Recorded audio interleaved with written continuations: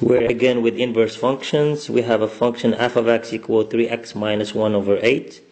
And we want to know if it has an inverse function. For a function to have an inverse function, it needs to be 1 to 1. So the easiest way to know if this function is 1 to 1 is just to graph it. But of course, if we try to graph it, f of x is the same thing as if we divide it by 8. This is the same thing as 3/8x minus 1 over 8. So, we know this is a line. If you graph it, let's even try to graph it.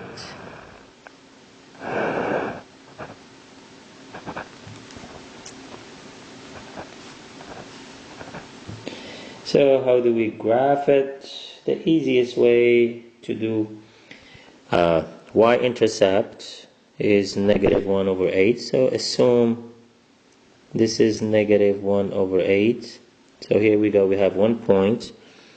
So we know y-intercept is negative 1, 8. The slope is 3 over 8, which is rise over run.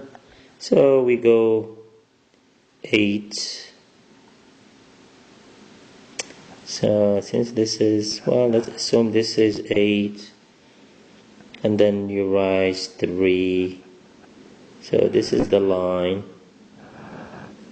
Is this line, does this pass the horizontal line test? Of course it does. See, every horizontal line will cross the graph only onto 1 point. So what should we say? We would say the graph of f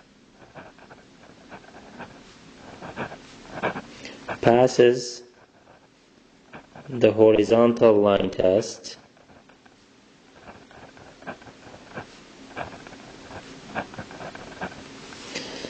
therefore f is 1 to 1, and since it's 1 to 1, then the inverse function exists. Now for question B, it says if it does find the inverse. So let's start with f of x. F of x, we said this is the same thing as 3 over 8x minus 1 over 8. So we replace f of x by y, like always. And then we swap x and y.